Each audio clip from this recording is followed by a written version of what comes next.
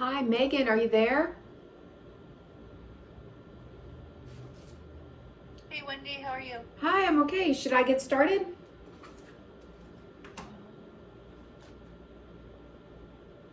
Yeah, 32. Go ahead.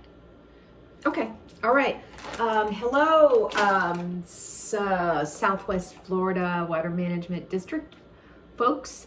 My name is Wendy Wesley. I'm a registered and licensed dietitian nutritionist, and I am here in my kitchen in St. Pete. And today we're going to talk about added sugar.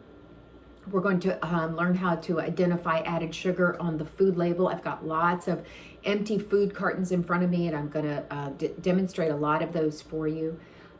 We're also going to look for foods, ways that we can consume foods that will increase our fiber intake.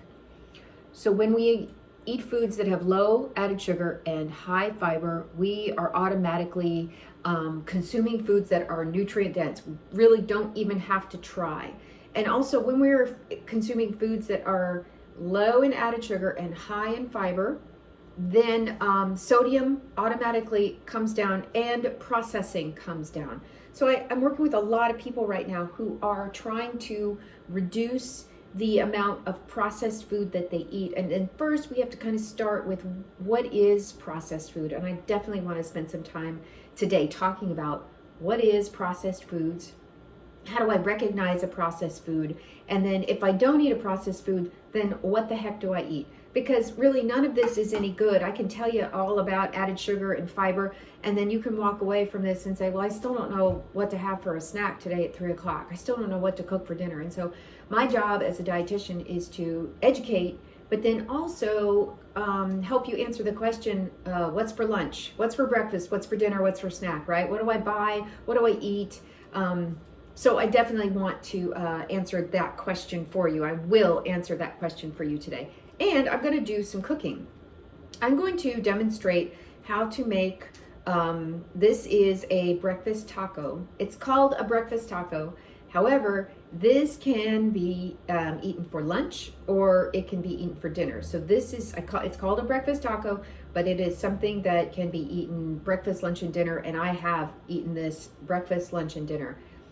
This is a meal that contains a lot of fiber, it contains a lot of protein, and it will stay with you for a long time. The other thing it does not have any of, it has zero added sugar. And so because of that, your pancreas will release insulin, but it'll be a very, very slow release of insulin because your body has to cut through all of the fiber to get to the carbohydrates in this meal. Whereas if you had a breakfast with a lot of added sugar, and a lot of Americans do, then you have an immediate insulin response. The body says, okay, we got a big dose of sugar that we need to take care of. The pancreas releases insulin so that the cells can suck up that sugar. And then when all that sugar is sucked up, and it happens very, very quickly because foods that have, again, like a lot of added sugar tend to have very, very low fiber. So there's not a lot of fiber for your stomach to cut through to get to that sugar. It just hits you like that quickly. I'm talking bagels, donuts, Danish, lots of sugar that's added to your coffee, sweetened yogurts, protein bars, granola bars, sweetened oatmeal, and a lot of sweetened cereals. So you may say, boy, those are the kinds of things I have, and smoothies too. Smoothies in the morning, because the blender does all of that work and blends up all of that food that really normally you would have to chew. The blender does all that work for you. I work with people who drink smoothies in the morning, and they say, and 90 minutes later, I'm starving to death. It's like I ate nothing. In fact, if I ate nothing, I wouldn't be as hungry as I am if I ate a smoothie. And so there's a lot of foods that we consume in this country that are breakfast cereals that are very, very low fiber, big dose of added sugar or processed sugar. And then we go around hungry. We hit about 10:30, and we go around just starving to death. And then we may hit the break room, or we may hit the vending machine, or we may have lunch early.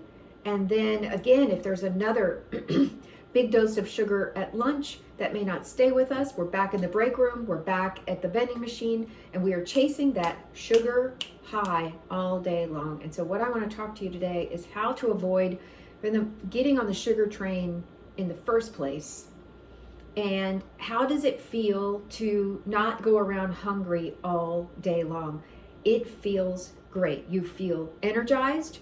You are managing diabetes. You are managing heart disease. You're not gaining weight.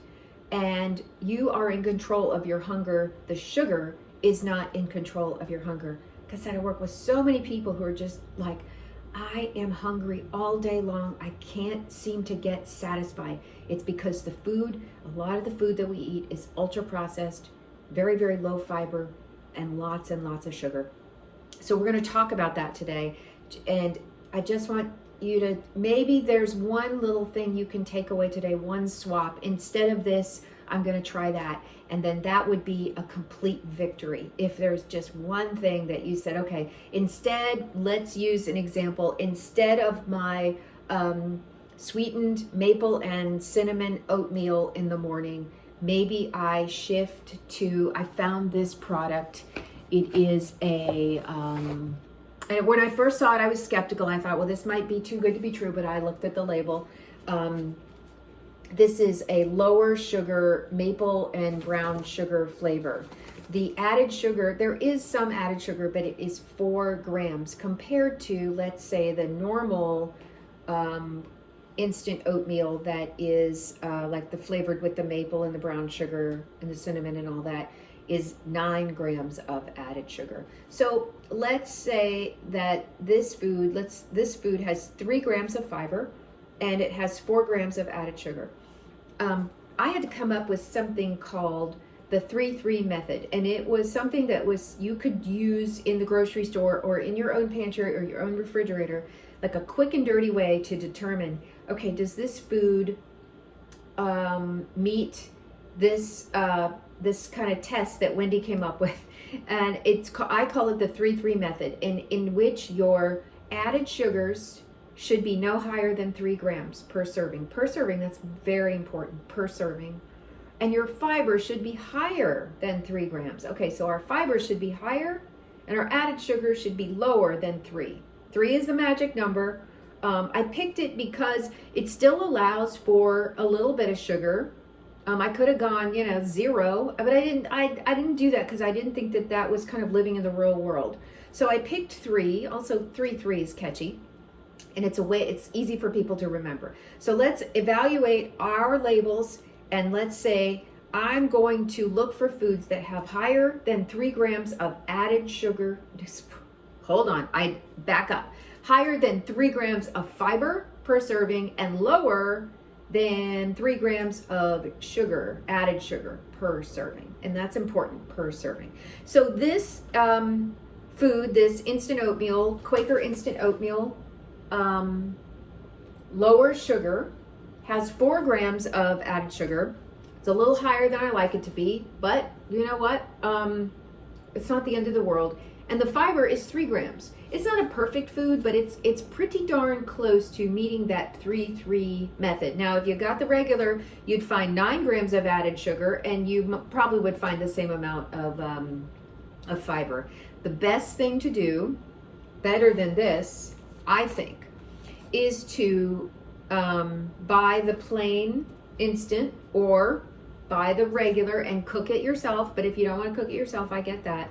And add your own sugar, your own brown sugar, your own maple syrup, your own honey, whatever. Because the idea is that you will be much more judicious with your own hand than the factory hand, okay? So when the factory is deciding, when a food manufacturer is making the decision for you, how much sugar are you going to consume, it's out of your hands. And I like for that to be within your hands. I want you to have control over the amount of sugar that you consume. And that is often starting with foods that are plain, like this yogurt. This is plain. This is just Winn-Dixie store brand, SE Grocers, plain whole milk yogurt. It does contain fat. I don't want you to be afraid of fat. Fat is satiating. Fat stays with you for a while. I don't want you to drink gallons of melted butter. You know, I don't want you to go crazy, but I think for too long we were terrified of fat, and when we pulled the fat from the food, we had to add something to it to make it taste good. And what did we add? We added sugar, and we are reversing that. I'm not afraid for people to eat fat that comes from dairy. I'm not afraid for people to definitely not to eat fat that comes from nuts and seeds. These are Planters mixed nuts. They're full of fat. Eat them, please. They are a plant fat. They are a good unsaturated plant fat, and they have fiber and they have protein. A snack like this will stay with you forever. I know we have been so afraid of nuts because the calories are so high. Here's the thing. When you have nuts like these, you get full and you stay full. And that's what this is all about. Getting full and staying full. And that is done with food that is real food that has real nutrition. Not these protein bars that are just made of a lot of fillers, gums, emulsifiers, stabilizers, artificial flavors. The whole backbone of what I preach in nutrition is how do we get back to just plain old food, regular old normal food. Hello, I see you. Regular food. So I should get to cooking. I'm going to turn on my cast iron pan. You don't have to use a cast iron pan, but I like to make this breakfast taco in a cast iron pan. I'm going to get it going. Kind of hot, because the rule is we don't put cold food in a cold pan. And then what I'm going to do is I'm going to do a little bit of oil in the pan. Once the pan gets hot, I'm going to chop some onions. I'm going to add some onions. If I had peppers, I would add peppers. If I had some tomatoes, I would add tomatoes. This is one of those meals that you could really bulk up with a lot of vegetables, get a lot of color, and where you see color, you see minerals, vitamins, antioxidants, all those good things. I'm going to then I'm going to get the onions going. I'm going to cook the onions, and then these are just Trader Joe's store brand black beans. Now, we are one of the only cultures, one of the only countries on the planet that does not eat beans for breakfast. Even the English eat beans for breakfast. So on every continent of this great earth, people are eating some kind of a bean, whether it's a soy product or like a black bean product or some kind of a bean product first thing in the morning. We are with one of the only cultures that doesn't. And I work with a lot of people, and I mention beans in the morning, and they bristle. They go, oh. But we're so used to breakfast. Breakfast in the morning is often dessert. And again, we start our day with a big dose of sugar, and we are chasing sugar all day. And I'm just going to keep saying this over and over again. If this sounds like you, maybe there is something here that you can make a shift so you're not consuming so much sugar, so you're not hungry all the darn time. Okay, so I've got this pan going. It's getting a little warm. While it's heating up, I want to talk about some other foods. So people say, well, if I don't eat a protein bar, what should I eat? Where is that protein bar? Someone ate a protein bar, and I got the label. And where is it? It is. I want to kind of break it down for you, because I wasn't really a fan of it. I'm going to step away, and I'm going to find that protein bar. Oh, where did it go? Darn it. All right. Well, I'll find it. I think it's actually here. Oh, here it is. Okay. So this is called Lenny and Larry's. What is it? The complete snackage. It's 16 grams of protein per cookie, and that is really kind of the thing that is biggest on the package. And I'm here to tell you that most Americans, unless they are severely malnourished, we are easily meeting our protein needs by the regular foods we eat. We do not need extra protein. And in fact, when I worked at the hospital, we would provide protein supplements to our patients who had a pressure ulcer from laying in bed or sitting in a wheelchair, and they needed extra protein to heal a wound, or they had a burn, or they were going through chemotherapy and they had severe malnutrition because they couldn't eat. We would recommend these protein supplements. But if you're not hospitalized with a wound that needs to heal, a burn, severe malnutrition, then you really don't need to supplement with protein. your protein needs are being met. So this is a lot of marketing. And what it does is it preys on your fear. It preys on your fear that you're not getting enough protein, and therefore you need to eat something like this. Now, upon further examination of this, the serving size of this cookie, and let's call it what it is. It's not a protein bar. It is a cookie. However, when you eat it, you don't really feel like you're having a cookie because of the labeling. It's labeled as a protein bar, but the serving size of this cookie is only half of the cookie. Okay, so half of this is considered the serving size. But I don't know anybody who's just going to eat half of this cookie. Who is going to just eat half of this cookie? And then wrap it up in the wrapper and then put it aside and save it for later. I just think that this is just a lot of marketing, and there's not a lot of substance to back up all the marketing. So if you ate half the cookie, it's 220 calories. Now that's a lot of energy, and that's what calories are. Calories are energy. That's a lot of energy for that much of a cookie that really kind of fits in the palm of my hand. The cookie is 220 calories, and it fits in the palm of my hand. And the added sugar for just the serving size is 10 grams. So that definitely doesn't pass our smell test, if you will, our 3-3 test. So if you ate the whole thing, you'd consume 440 calories. It's not right there. That's the size of it. 440 calories for this cookie, and the added sugars are 20 grams of added sugar. So that is fast approaching half of all the added sugar you should have in an entire day in this cookie. Okay? But you'll eat it and you'll think, okay, it told me on the front of the package it has 16 grams of plant-based protein. That must be good. It also has a lot of things that make it an ultra-processed food. It's very, very tricky. It says enriched wheat flour. So you're going to see the word wheat and you're going to think, oh, okay, that's a good choice. That's a better choice. It's wheat. But you know, white fluffy flour that makes up a donut is enriched wheat flour. It's the same thing. Okay? The white fluffy flour that makes up a donut or an Oreo cookie or any other kind of thing is enriched wheat flour.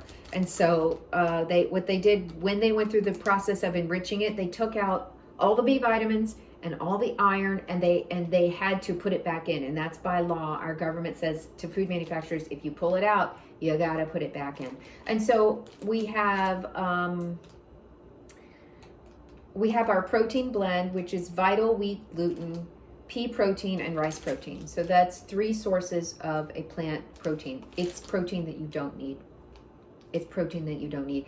I'd rather you ate these nuts and got the same amount of protein from eating these nuts. You're getting lots and lots of vitamin E, lots of good fats that'll help you stay full. I'd rather you ate some of these sunflower seeds mixed with raisins. This is my DIY trail mix. When I get hungry, I grab a couple of handfuls of this stuff. This is sunflower seeds, it's peanuts, it's raisins, unprocessed, lots of good fat, lots of good fiber, and unprocessed, no added sugar, carbohydrates.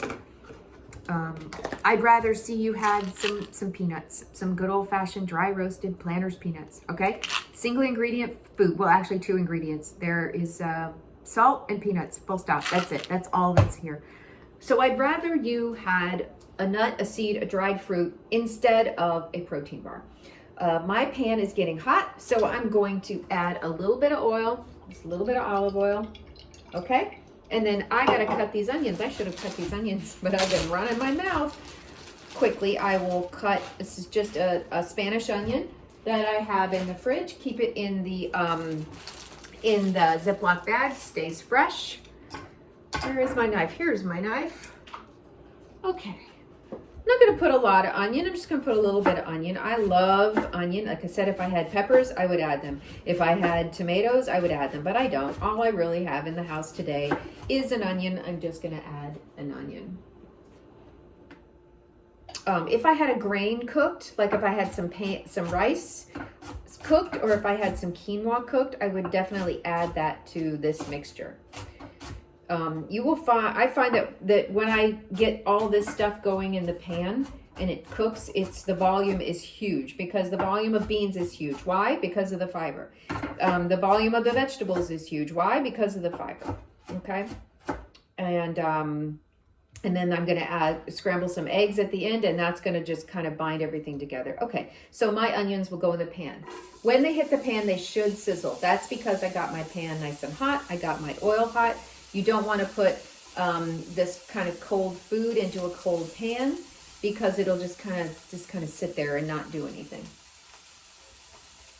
Oh, there's more on the other side of the knife. Okay. I'm going to let that cook up a little bit. A lot of people will say, well, where's my towel? A lot of people will say, well, what kind of spices are you going to add to this? What I'm not going to add salt, because my beans have salt. Now, if I taste it and I feel like it needs salt, I'm definitely going to add some salt, but I'm not going to just run for the salt shaker. The reason is because one of my ingredients the beans already contains some salt. The other reason is I'm going to put these in a tortilla, and there is salt in the tortilla. And if I end up putting hot sauce on it, which I almost always do, hot sauce is very, very, very high in sodium. So between the beans and the tortilla and the hot sauce, I may not need to add any salt to this, but what I will add, this is I'm not on the payroll of Trader Joe's, I promise. It's just I do like some of their products. This is smoked paprika from Trader Joe's. I buy this because it contains no sodium. And in the past, I've bought chili powder from other stores, and they put a lot of salt in it. And I ruined a lot of food because I added too much chili powder that had salt, and I didn't realize it. And I can be very, very heavy-handed with my spices. So when you're cooking this up, when I get the beans in here, I will add some of this smoked paprika. I love the smoky flavor of this spice. I just think it adds I love the smoky flavor of paprika. And then the other spice I love to add is cumin. I love this. And this is kind of the backbone of a lot of Mexican and Spanish cooking. It's great, beautiful, beautiful flavor. The other thing I probably will add is some onion powder and some garlic powder. Okay? Again, powder, no salt. Add some flavor. So when I'm doing my Spanish, actually pretty much all my cooking, my Mexican cooking, my Spanish cooking, any of my Mediterranean cooking, and my Indian cooking, things that pretty much form the backbone of that are, I always have some kind of a chili powder. I use a lot of cumin. I like onion powder and garlic powder. And if you have these four things, okay, you can make your food always have great, great flavor. If you want to use fresh garlic, awesome. That would be absolutely acceptable too. So look, I got my these onions going. They're turning nice and brown. They're caramelizing. I have already rinsed and drained these beans.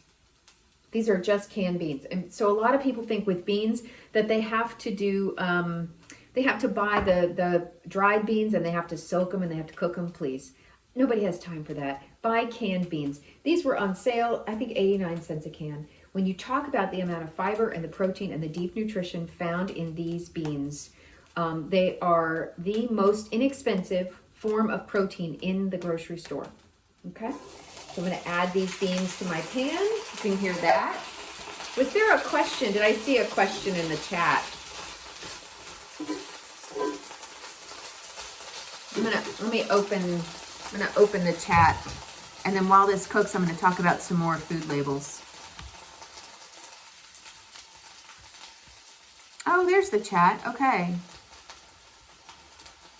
Okay, someone said, I buy this and they are great. Speaking of Trader Joe's, their store brand habanero hot sauce is tasty and actually pretty low in sodium. That is really, really good to know, because I have yet to find a hot sauce that's low in sodium. I mean, they're all very, very high in sodium. So I appreciate that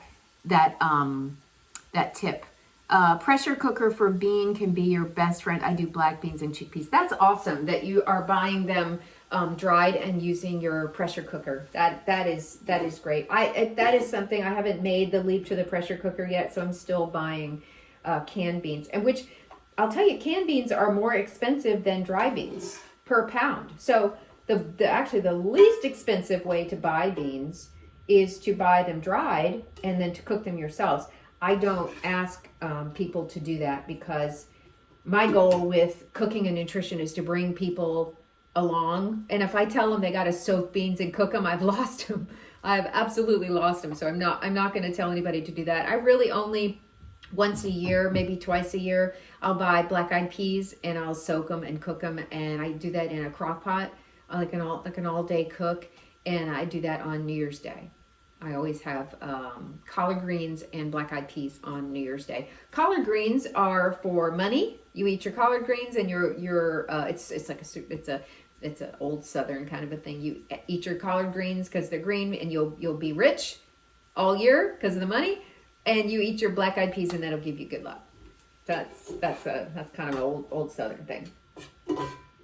Some people eat cornbread because it's gold, and that'll promise you gold. But I always make a beautiful cornbread to go along with it. So this is kind of cooking up. I'm going to let them heat on through.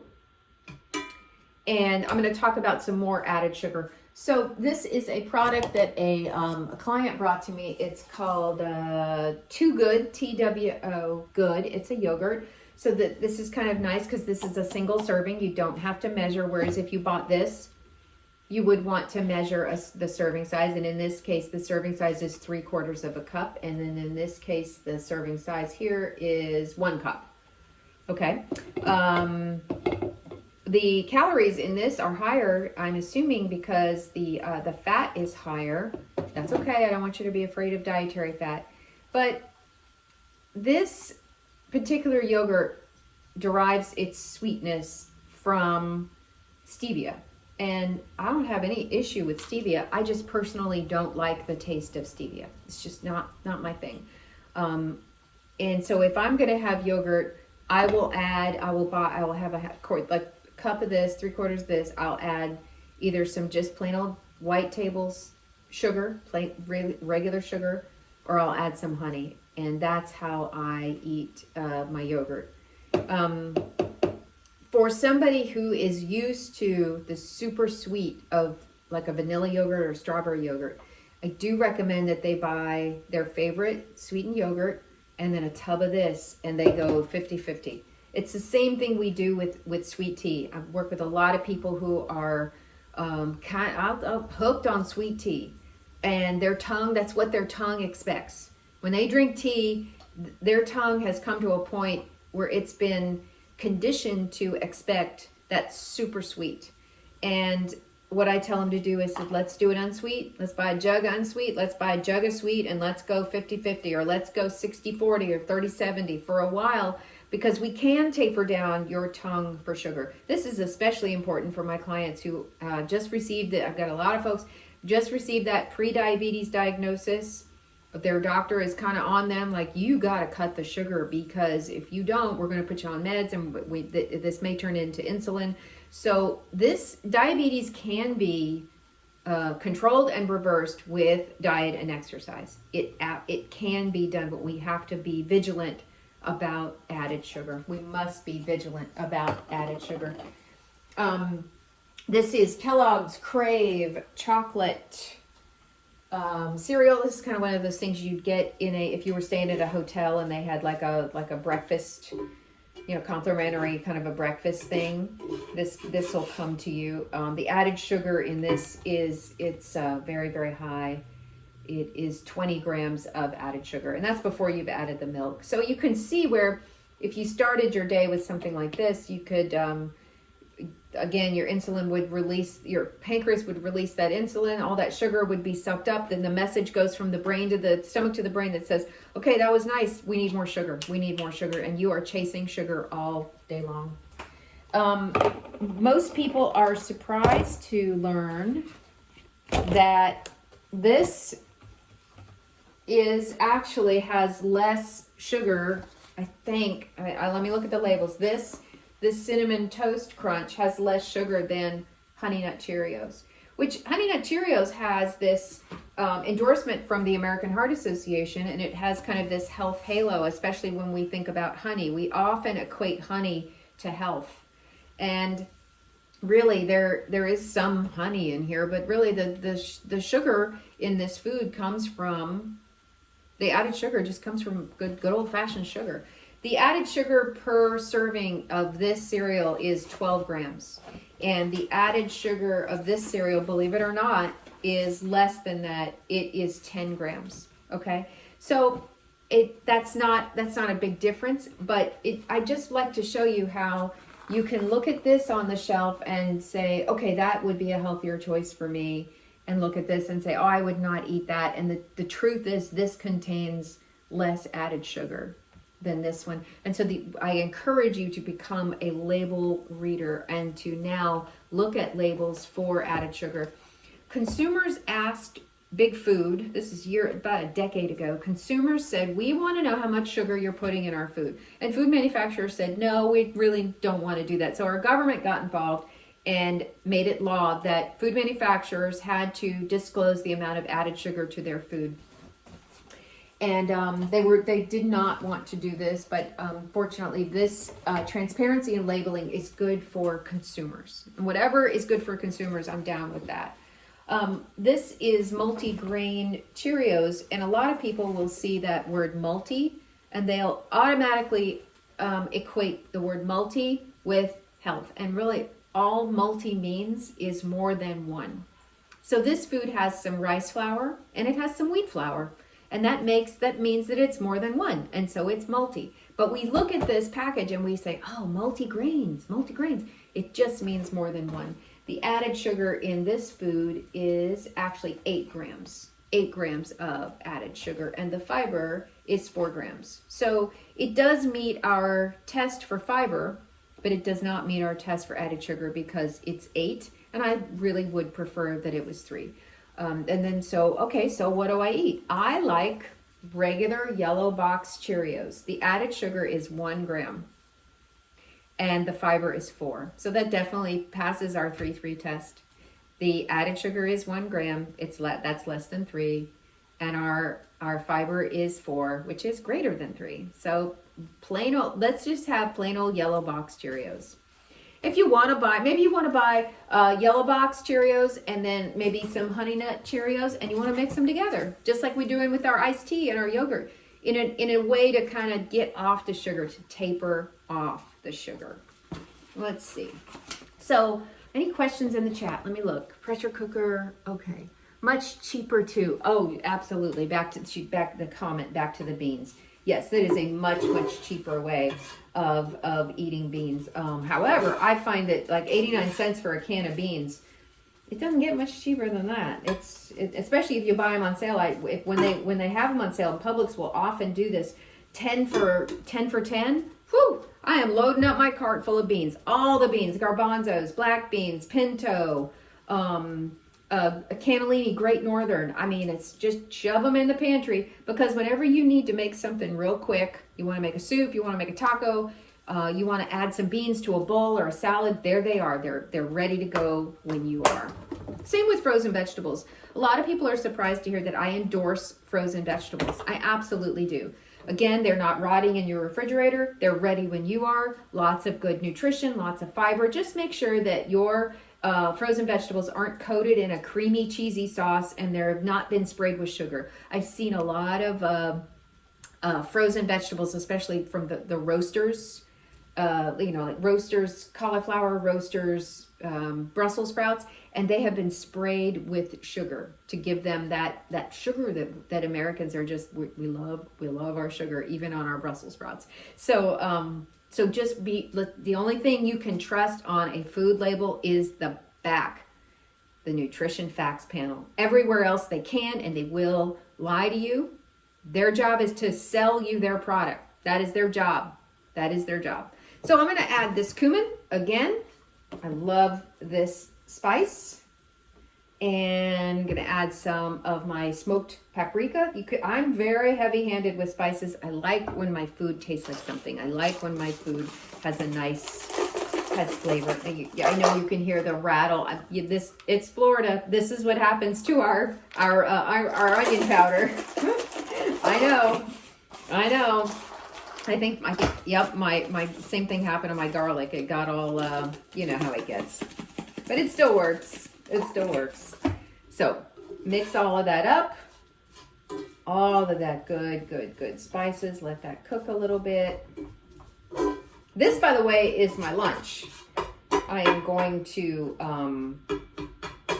get this all cooked and hot, and I'm gonna put it in a tortillas, and this will be my lunch. When I eat this for lunch, I am full way through dinner time. I find that my that midday snack does not happen when I eat this for lunch. Again, high fiber in beans, high protein in beans, and I'm about to add more protein. I'm about to add a couple of eggs.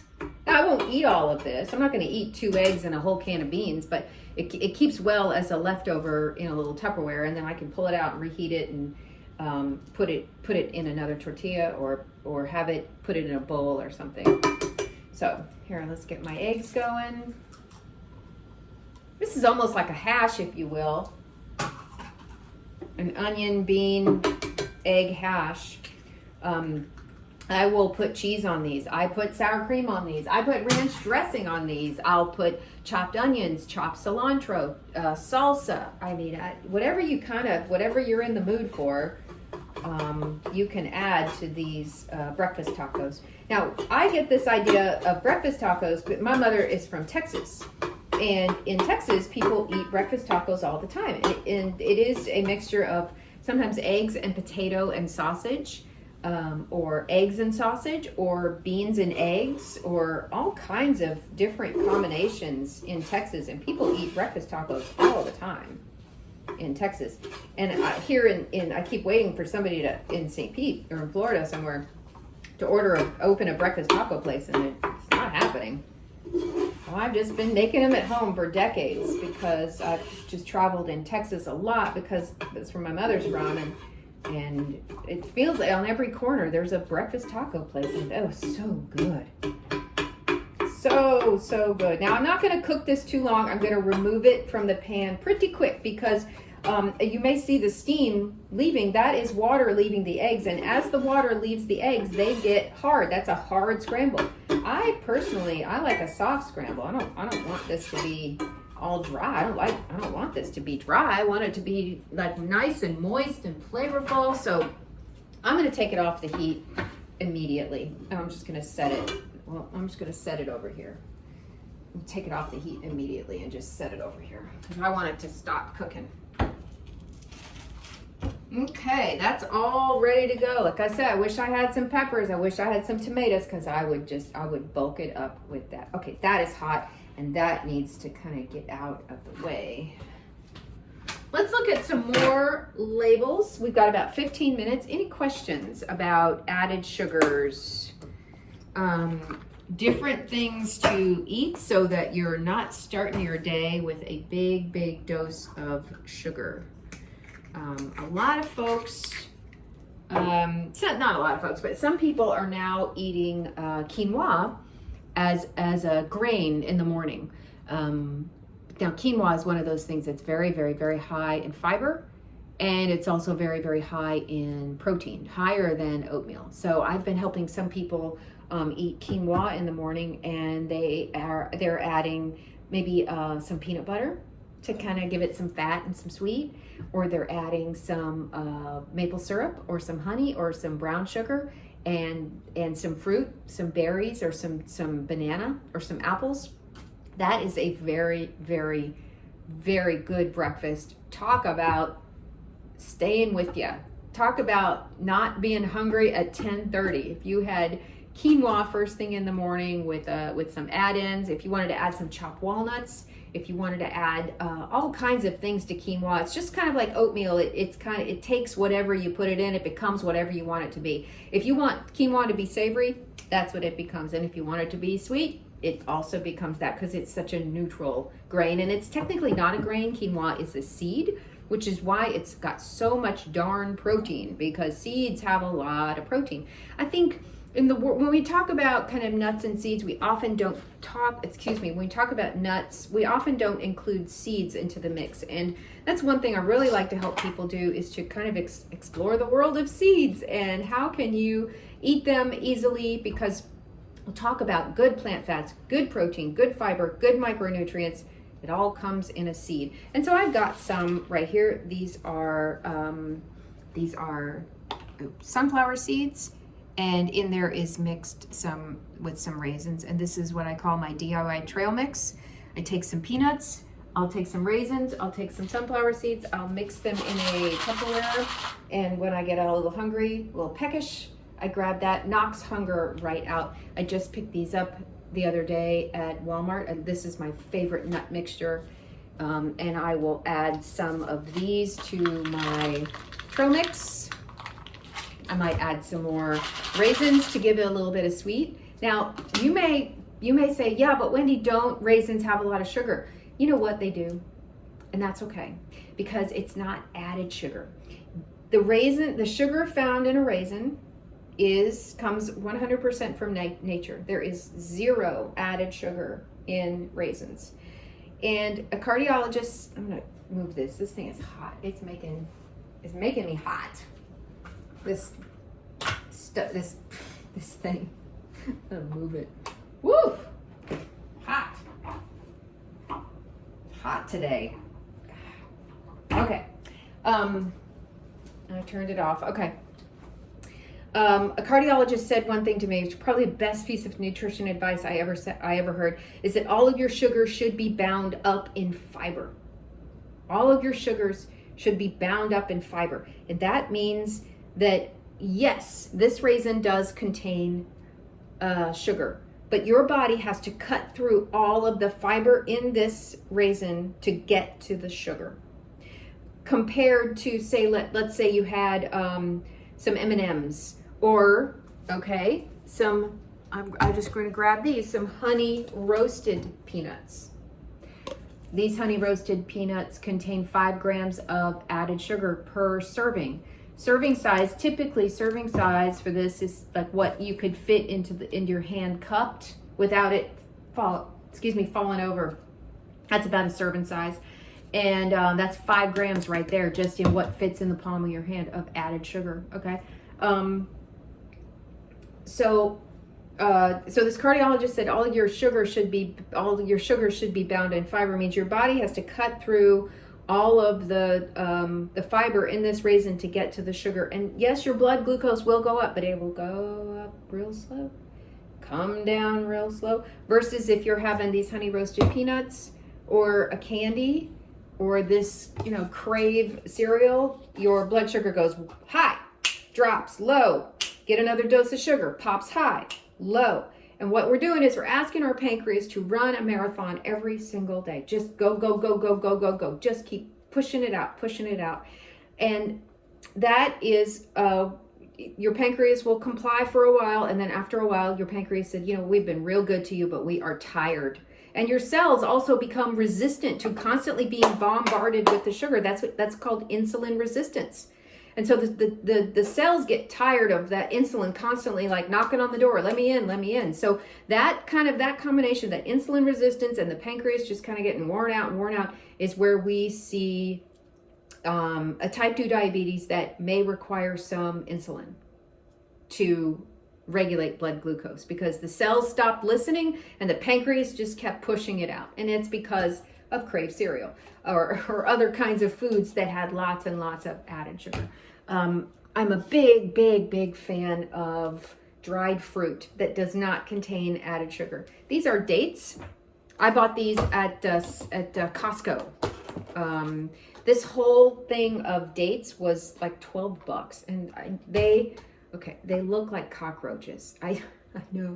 I know, but these are the best tasting things ever. They do have a pit. When they have a pit, so I recommend you buy them with the pit. When they have a pit, they are going to be moister. I've noticed that when you buy pitted dates, they're drier, and I think it's worth pulling the pit out. It's quite easy. to have a lovely moist date. Let's talk about the fiber in these bad boys. Where's our nutrition facts? So this is a single ingredient food. This is an unprocessed food. This is a single ingredient food. On the ingredient list, it says one thing: dates. That's it. And the fiber in these is very, very high. It's 3 grams per serving, and our serving size is 2 of these things. Okay, so we're getting a gram of fiber per date. I like to eat these with some cheese. I like to open them up, take the pit out, and eat them with like a creamy cheese, like a mozzarella or a feta cheese. That's a great 3 p.m. snack. So we got, what do we have? We've got our DIY trail mix, raisins and nuts and seeds. We've got some dates and cheese. Yeah, I'm the dietitian and I'm telling you it's okay to have some cheese. You can have some cheese. It's okay. Let's not have cheese. Let's have some cheese. And when you have it with something like this, you're going to experience fullness, and you will stay full because of the fiber, and also we've got some fat and some protein in the cheese. And so we're going to stay nice and full and satiated, and we're going to stay because here's the thing: we're giving our body real food, and when we give our body real food, a date, a nut, a seed, a piece of fruit, some cheese.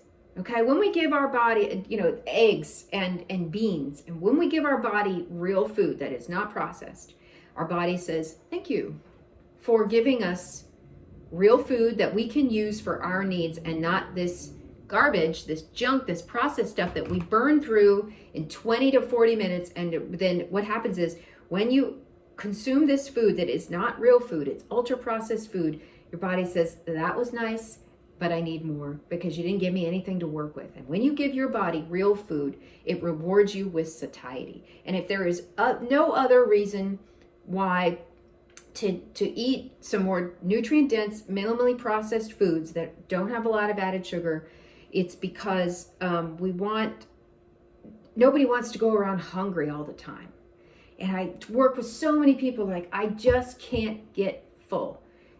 And I believe it's because of the high amount of ultra processed foods we are eating. Instead of eating trail mix, nuts and seeds, we're turning that over to ultra processed foods in the form of a protein bar that is full of stabilizers and gums and all other kinds of chemicals that are meant to taste like real food, but these chemicals are present to mimic the taste of real food. A crunch, a fat, a mouthfeel.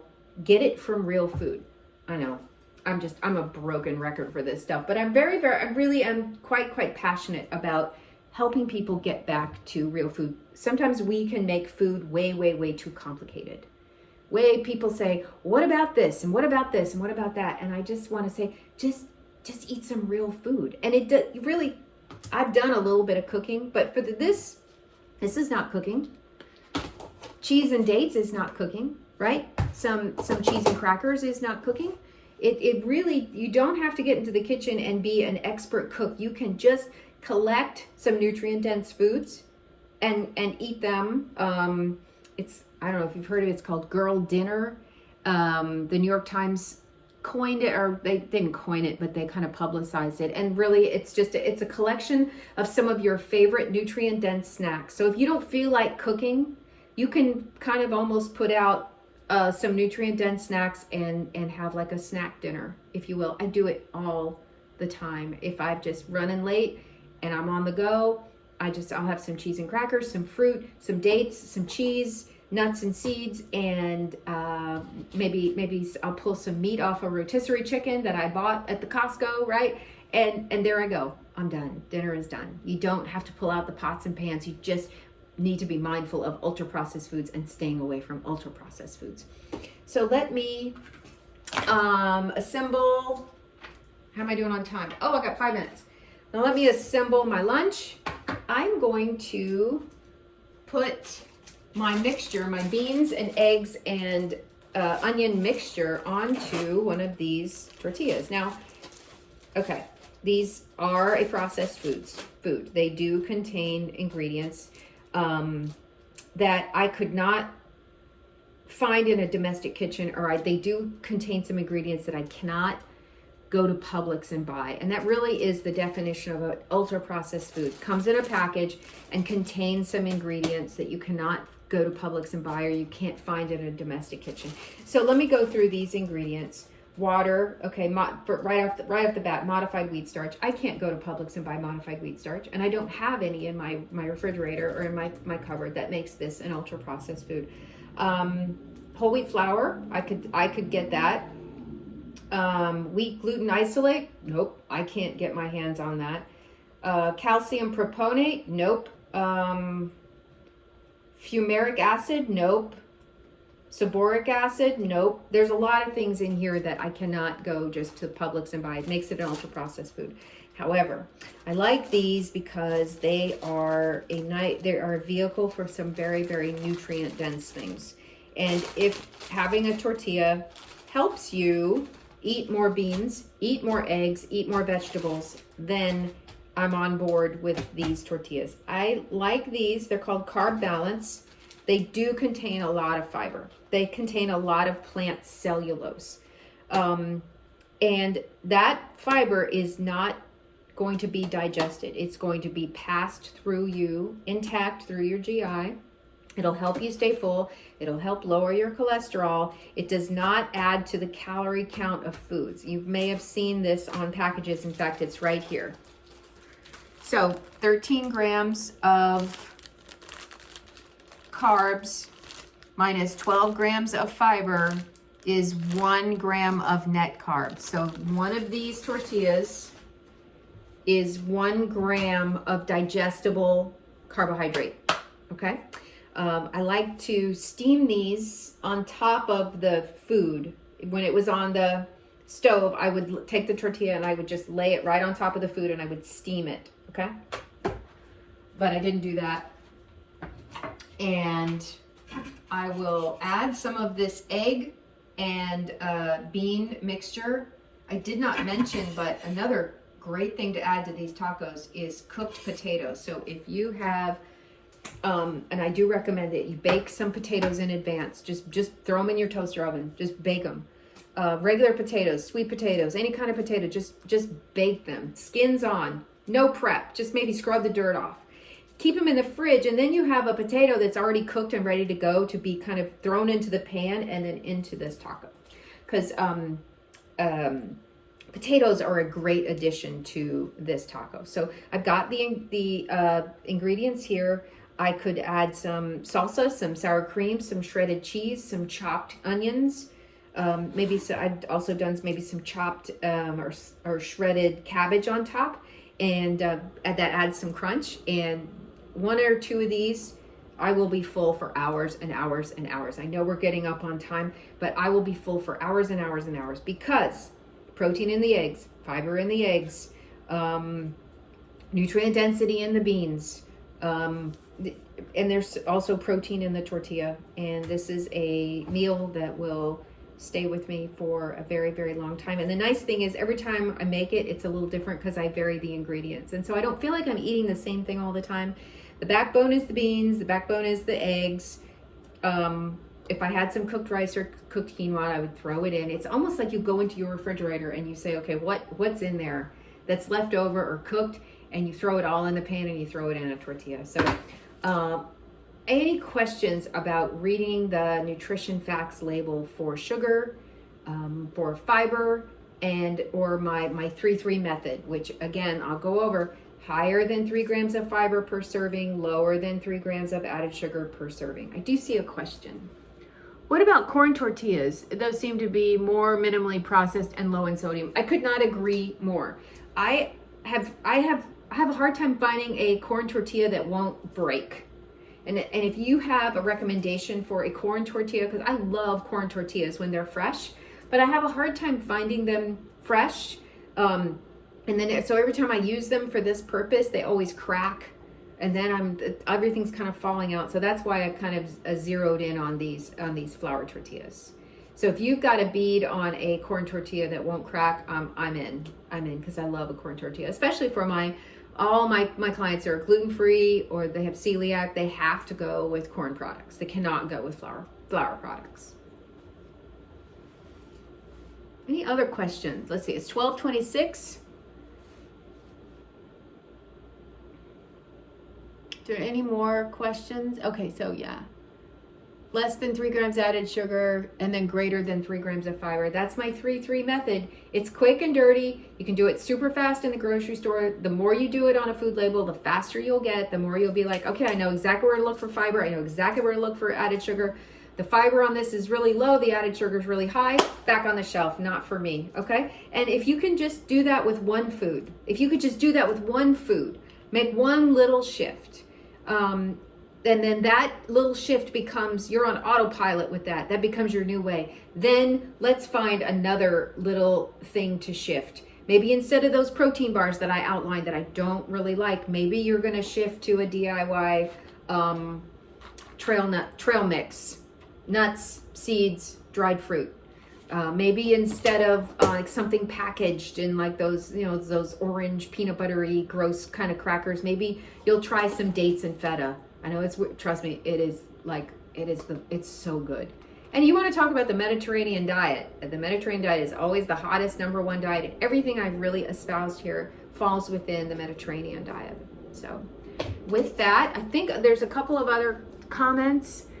Oh, I started making my own flour tortillas because now my next thing is trying to stay away from all the different types of vegetable oils. It's actually not too hard. Well, God bless you for making your own tortillas. I am not even close to there. That is advanced cooking, and I think that is fantastic that you're making your own flour tortillas. That's actually something I've always wanted to learn how to do, but I don't know how to do that. So I think we're up on time. Any more questions? And if not, I'll close it down and then I'll look forward to seeing you next time.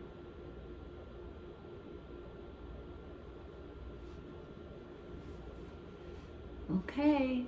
Thank you. Thank you very much. Thank you. You're my favorite. You are my favorite audience. You're actually listening. People don't listen. It's wonderful when you listen and you make comments and you're there, and I love y'all, Swiftmud. I love Swiftmud. You guys are the best audience ever. Okay. Thanks a lot. I'll turn it off now. You've been a nice group. I hope you learned something. Okay. Thanks. Bye-bye.